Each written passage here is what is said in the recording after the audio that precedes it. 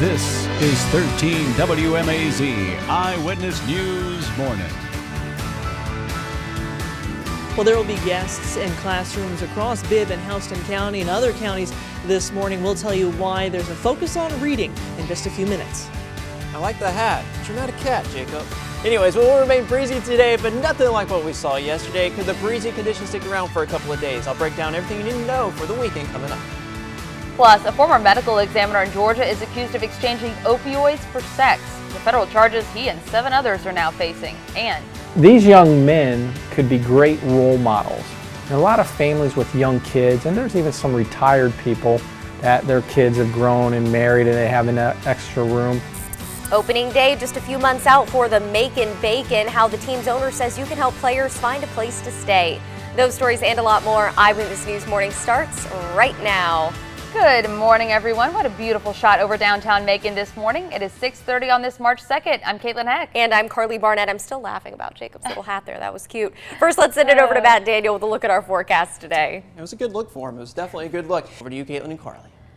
Thank you, Matt. Now on to our top story at 6:30. We're taking a closer look at law enforcement. 8 Bibb County deputies have been arrested, suspended, or have resigned in the last 7 months. The latest happened last week when a deputy resigned and turned himself in, accused of inappropriately touching a woman and then fighting her boyfriend. And Justin McDuffie sat down with Bibb County Sheriff David Davis to talk about how they're handling the issues. These are the faces of 8 Bibb County deputies. 13 WMAZ Eyewitness News. Davis says he is currently running about 80 deputies short.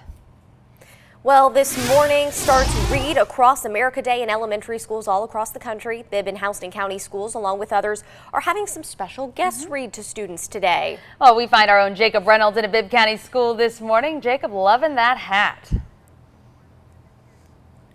Well, good morning. I'm glad you all like the headband here, and I'm not the best dressed one in the room. This is Crystal Walker, who's a first grade teacher here at Alexander Tube Magnet School, and we were talking about Read Across America Day, but favorite is One Fish, Two Fish, and actually we're talking about A Cat in the Hat Was a Menace. So on that note, I'm going to send it back to you guys in the studio. Oh, Jacob looking very distinguished. I liked Go Dogs Go, I think. Yeah, I was always a big fan of Oh, the Places You'll Go. It's a nice little inspiring book for the morning. Well, today is not the only celebration of reading at Central City Park tomorrow morning starting at 11. There's a Reading Rocks event that will have face painting, puppet shows, and you guessed it, some reading. Oh, you don't say. Yes. All right, well, right now in Georgia, federal authorities have indicted a former medical examiner along with 7 other people charged with illegal distribution of drugs. Dr. Joseph Burton is accused of prescribing opioids in exchange for sex. A U.S. attorney says the other people charged sought to profit filling those prescriptions for Burton and then selling them. Prosecutors say Burton issued more than 1,100 opioid prescriptions over a 2-year period. The indictment claims he engaged in a romantic relationship with several women in exchange for those drugs. Burton and the other individuals are charged with conspiring to distribute and dispense controlled substances. Burton is also charged with 10 counts of illegal drug distribution for specific prescriptions. Happening today, government buildings will lower flags to half staff as a show of honor for the late Reverend Billy Graham. Last night, Governor Nathan Deal wrote on Facebook, quote, Reverend Billy Graham will forever be remembered for his faithful service to the Lord and for the impact his ministry had on the lives of millions. The renowned evangelist died last week at the age of 99. During his life, he met and prayed with 12 U.S. presidents. Today, Graham will be laid to rest in a private ceremony on the grounds of the Billy Graham Library in Charlotte, North Carolina. His tombstone will simply bear one word, preacher. Right now, candidate for Georgia Governor Stacey Evans says Lieutenant Governor Casey Cagle may have violated state ethics laws when he threatened to, quote, kill any legislation benefiting Delta Airlines. Cagle's threat came after Delta dropped its NRA discount in the wake of the school shooting in Parkland. Stacey Evans is one of the people seeking the Democratic nomination for governor this fall. Cagle is also running for governor along with several other GOP candidates. Wednesday, the State Senate Rules Committee removed a tax exemption on jet fuel. Evans claims that Cagle made his threat, quote, such that a membership organization to which he is a member would stand to gain an economic benefit. In addition, it is probable that the NRA will spend large sums to boost the campaign of the Republican nominee for governor, a position Mr. Cagle is currently campaigning to win. Thus, his threat is a potential violation of state criminal and ethics laws. Evans delivered a letter outlining her claims to the state office on Wednesday. Well, several of you responded to this story on the 13 WMAZ Facebook page. Andy says he's a conservative, but he thinks Evans is right. He says you can't go around forcing privately owned companies to favor organizations you like. Well, David says he thinks a politician has every right to vote the way they see fit. He says he thinks Democrats do the same thing Cagle's doing. Brian responded to David, saying that Cagle's threat to cut jet fuel tax break is extortion against Delta. And Mitchell says he thinks Cagle is simply doing what his constituents and voters would want him to do. So if you want to join in on this conversation, you can look for this story on the 13 WMAZ Facebook page. Well, opening day is just a few months out, if you can believe it, and the Macon Bacon are assembling a team of amateur baseball players from all over the country. But as our Zach Merchant explains, before they can do any of that, they need a favor from their future fans. 13 WMAZ Eyewitness News. Pun says hosts will receive complimentary game tickets and other perks throughout the season. They'll need to host athletes from mid-May to the beginning of August. Now, if you are interested in hosting an athlete, just call the team's Director of Community Relations. That phone number is 478-803-1793. Again, 478-803-1793. Not at baseball weather quite yet. Not yet, Matt. Not yet, but it almost felt like it yesterday.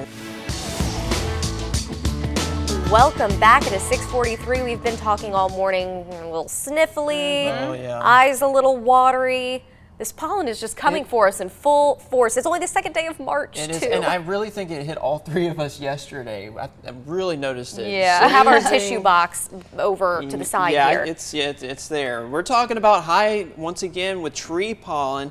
You can see those main pollens, the pine, the oak, cedar, elm, the alder. So, yeah, if you're sneezing, that wind from yesterday definitely didn't help. It was just stirring it up everywhere. And, of course, the wind also caused issues across parts of central Georgia, not only just from the storms, but just from the wind itself. This was a photo sent in on our WMAZ. Welcome back. Here's an inspiring straight from the heart story for your Friday. Warner Robins teenage cancer survivor has been named an honored hero for the Leukemia and Lymphoma Society. Alyssa Howell was only 13 when her fight began. Her mother, Christy Howell, says what started out with being sent home from school with a fever led to a series of tests that ultimately resulted in her leukemia diagnosis.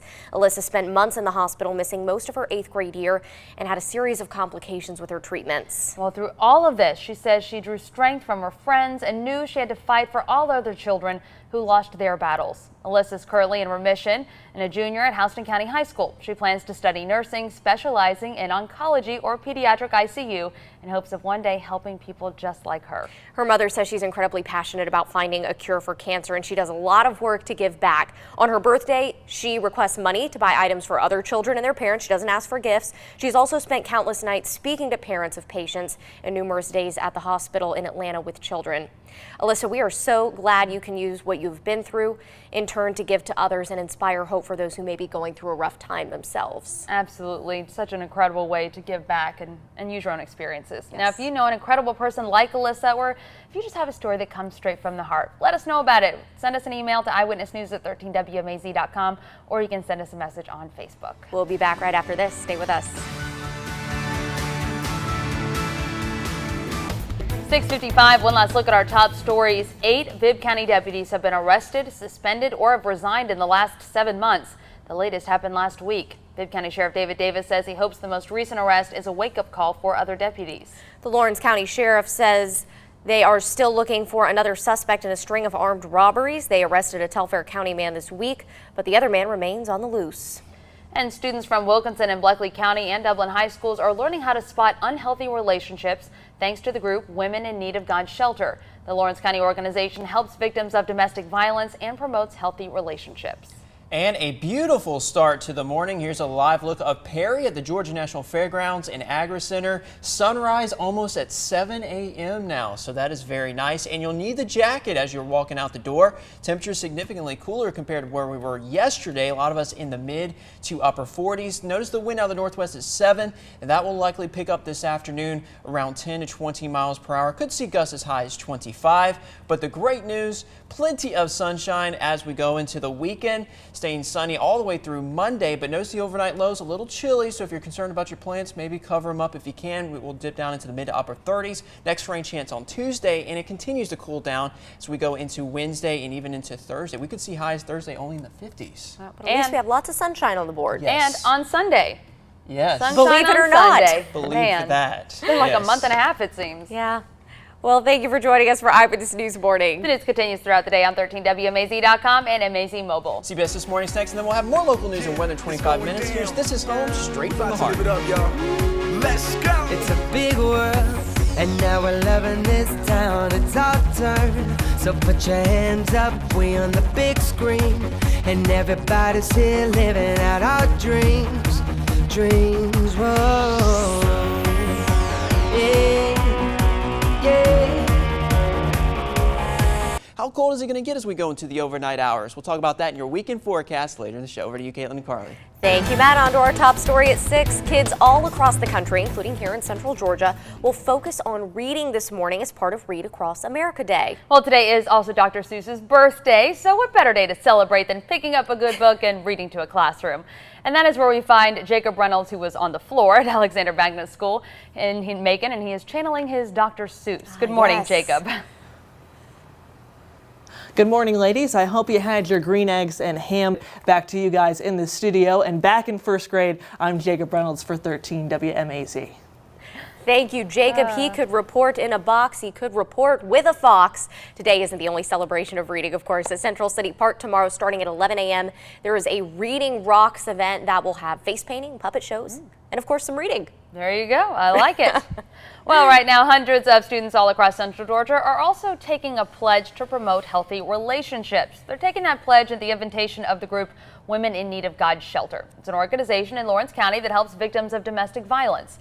The schools involved include Wilkinson and Bleckley County High Schools, as well as Dublin High School. Yesterday, students learned how to spot the signs of an unhealthy relationship.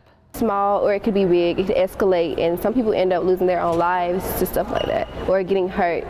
Be careful what you go through and all that type of stuff. Don't go through anything bad. If you do get out of hand, make sure you let somebody know. Now, if you or someone you know is suffering from any type of domestic violence, you can contact Women in Need of God's Shelter. Their helpline is 478-272-8000. Again, that is 478-272-8000. Right now, the Lawrence County Sheriff Larry Dean says they're still looking for another suspect in a string of armed robberies. They have arrested one Telfair County man. He is charged with 5 armed robberies across 3 different counties. Sheriff Dean says they arrested LaFranklin McMillan this week. He is accused of robberies at the Quick Stop in Dodge County, the County Mart in Dodge, the County Line Liquor Store in Lawrence County, and the Flash Foods in Telfair and in Lawrence counties. Sheriff Dean says quick action by law enforcement may have saved lives. When you go to having 2 armed robberies within a 4-day period of time, and then within a 20-mile radius of that, you got armed robberies going on, somebody's going to get killed. So, like I say, we really got everybody involved, and through a good networking system. Anyone who has information on these robberies or any other suspects should call the Sheriff's Office at 478-272-1522. That is 272-1522. It'll be 25% for steel, it'll be 10% for aluminum, and it'll be for a long period of time. Right now, some lawmakers on Capitol Hill say they're surprised after President Trump's announcement that he wants to impose aluminum and steel tariffs next week. The president described his plan yesterday during a White House meeting alongside U.S. steel industry workers. Similar to his earlier campaign speeches, he criticized previous leaders for allowing other countries to mistreat the U.S. White House staff say the president's announcement is an attempt to deliver on campaign promises. Now, some lawmakers have applauded the move, while others claim it's just bad economics. It's going to turn around and bite American citizens with much higher taxes, much higher costs, and it's going to discombobulate our whole international trading system. Well, right now, the state of Georgia says there are just too many coyotes out there. So they are mandating what they are calling the Coyote Challenge. It gives hunters a chance to help them reduce the problem. Abby Kasoris breaks down what exactly the Coyote Challenge is and why officials say it's necessary. Behind her house, WMAZ Eyewitness News. The State Department of Natural Resources says coyotes are not usually a threat to humans, but often hunt small animals like cats and dogs. The Coyote Challenge runs through the end of August. Well, opening day is just a few months out now, and the Macon-Bacon are assembling a team of amateur baseball players from all over the country. But once they get here, they're going to need a place to stay. The Bacon are collegiate athletes, which means they can't accept any payment for their time with the team without getting in some trouble with the NCAA. So team president Todd Punch says the organization isn't even allowed to give athletes housing, but they are allowed to stay with host families, an opportunity Punch says benefits the players and the staff. A couple people on our staff, our director of marketing, stayed with a host family and became part of their family when he was interning with the Coastal Plain League, and they helped him move here when he got a full-time job. So you're doing a lot of good to help people start a career, whether it's baseball or front office. If you are interested in hosting an athlete, you can call the team's Director of Community Relations at 478-803-1793. That is 803-1793. Well, forecasters are warning residents on both the east and the west coast of potentially life-threatening severe weather today and into the weekend. Even before the storms rolled in, they started creating all sorts of headaches for travelers. And Adoba has the latest. On both coasts, be even more prone to mudslides. To 610, thankfully, we are not dealing with any of that weather this weekend, Matt. Yeah, that's right. That same system that we saw yesterday, that's what's intensifying, and that's what's actually blossoming. This morning, we take a stand against Mother Nature with some frugality. Our deal guy, Matt Granite, brings us the top viewer request. What a phenomenal start to spring. We may need those in the morning, maybe not so much in the afternoons anymore. Just when you head to our website, go to /ways to save. Now Matt has a look at your traffic this morning. All right, good morning, 621. It is now 6:28. One Houston County teen began her fight against cancer at the age of 13. How her continuing fight is inspiring others is coming up straight from the heart this morning at 6:50. It's a good one. And we'll need a jacket for this morning. A lot of us dropping down to the mid and upper 40s. Plenty of sunshine today and all through the weekend. It's going to be very nice. Temperatures in the afternoon pretty comfortable, mid to upper 60s, but the overnight low is a little chilly in the mid to upper 30s. And our next rain chance arrives on Tuesday. So overall, enjoy it. It's looking good. All right, we're coming up on 6:30. We'll have your top stories up next. Stay with us. We'll be right back.